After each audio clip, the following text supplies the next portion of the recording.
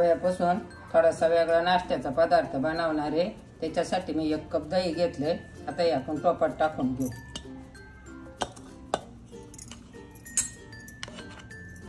आता याच्यामध्ये थोडीशी शिमला मिरची, थोडासा कांदा, तुम्हाला पाहिजे त्या भाज्या तुम्ही घालू शकता। तांबट घेतले 1 बारीक करून आणि 2 हिरव्या मिरच्या घेतल्यात कापून। आता आपण हे छान मिक्स करून घ्यायचं।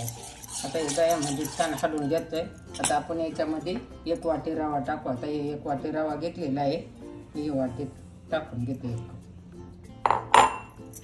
आता हे छान याच्यामध्ये हलवून घ्यायचं आपल्याला। दह्यामध्ये छान हलवायचा, नंतर थोडं पाणी लागेल तसं टाकायचं। आता दही घेतलं होतं त्याच्यातच मी अर्धा कप पाणी घेतलंय। आता हे याच्यामध्ये टाकून घेते। आपल्याला जसं लागेल ना तसंच पाणी वापरायचं आहे। आता हे 10-5 मिनिटं आपण थोडा वेळ भिजवून घ्यायचं आहे। रवा आपला भिजला पाहिजे ना, मग थोडा वेळ झाकून ठेवू। आता 10 मिनिटं झाली, तेव्हा काही आपलं कसं भिजलंय बघा। एवढा थोडा रवा भिजला आणि थोडा घट्ट झालाय, पण बरा आहे असाच लागतो।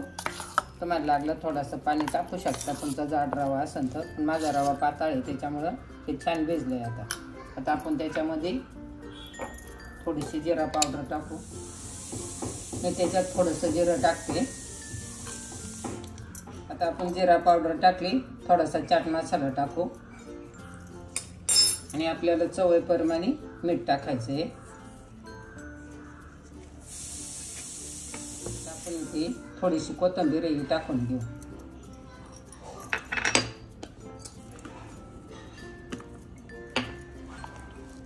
आता हे अशी छान काढून घ्यायचं, सगळ्याचा एकजीव करून घ्यायचा। वाटलं ना आपल्याला सुकं झालंय तर थोडंसं पाणी पण टाकू शकता तुम्ही, पण त्यात भाज्या टाकल्या ना का पाणी सुटतंच थोडंसं कांद्याने। कांदा हे तांबट। आता आपण सगळं टाकून झाले। आता आपल्याला त्याच्यामध्ये थोडासा खायचा सोडा टाकायचा आहे।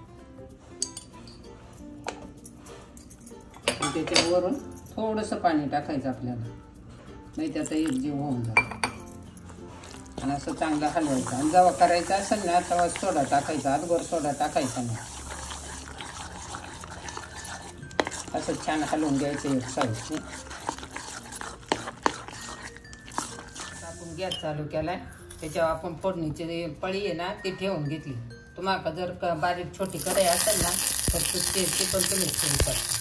आता याला तेल लावून घेतले आणि आपण थोडं आपण त्याच्यामध्ये थोडंसं पांढरं तेल टाकून घेऊ आणि थोडीशी मोहरी टाकू। उडायला लागलं पण त्याच्यात टाकून घेऊ।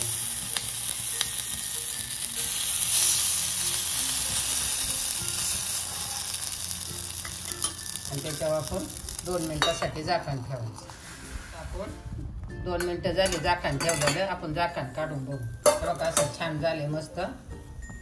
आपण त्याच्यावर अजून थोडंसं वरून तेल टाकू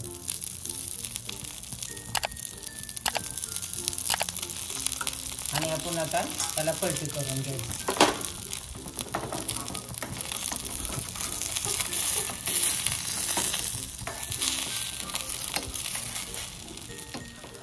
आता आपण हे तेवढं असंच घ्यायचं, छान पलटी करायचं। आपलं असं छान परत दुसऱ्या हातून भाजून घ्यायचं। थोडंसं तेल लागतं पण छान भाजतं। हे असं आपला छान भाजलाय। आता हे तुम्हाला मी काढून दाखवतो। बघा कसा मस्त भाजलाय, एकदम कुरकुरीत झालाय। आता ही कढई ठेवली, तुम्हाला मी 2 याच्यामध्ये दाखवले करून फोडणीच्या पळीमध्ये। आता मी तुम्हाला कढईमध्ये पण करून दाखवते। कढई गरम झाली, थोडंसं तेल टाकून घेऊ त्याच्यात।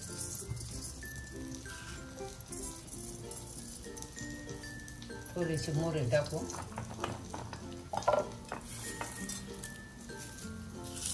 आणि थोडासा माझ्या कढीपत्ता आहे, मी तो असा हे करून टाकते। आणि आता आपण याच्यामध्ये हे बॅटर टाकून घेऊ।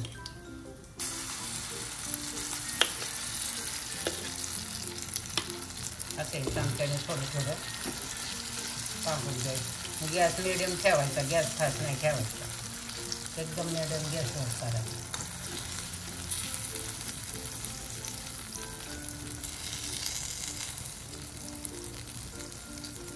आणि आता आपण त्याच्यावर 2 मिनिटासाठी झाकून ठेवू. आता हे छान भाजले बघा आपलं मस्त. बघा कसं मस्त झालं कुरकुरीत आणि लई छान नाश्ता होतोय. कसं मस्त फुगले, एकदम टमीटमीत झाले. आता 2 मिनिटं झाली होती, आपण झाकून ठेवले. आता आपण खोलून बघू. तेव्हा कसं छान आपण कढईतलं पलटी करून घेऊ. कसं मस्त छान लागतं. असं आपला झटपट नाश्ता तयार झाला बघा. आणि लय पटकनी होतो. आणि तुम्हाला ना पटकनी 5-10 मिनिटं रवा जरी भिजला ना 10 मिनिटं तरी खूप छान होतं. त्याच्यासाठी अशी चटणी घ्यायची आणि खूप छान होतोय. आणि एकदम असा कुरकुरीतलं होतो बघा. हे बघा किती मस्त झाला, एकदम छान झालाय. नक्की तुम्ही करून बघा, खाऊन बघा, लाईक करायला विसरू नका. थँक्यू. छान झालेलं आहे बघा. कढईमध्ये पण किती मस्त निघाले. आता तुम्हाला मी कापून दाखवते. त्याचे आपण 4 भाग करू आणि एकदम असं खुसखुशीत होते बघा.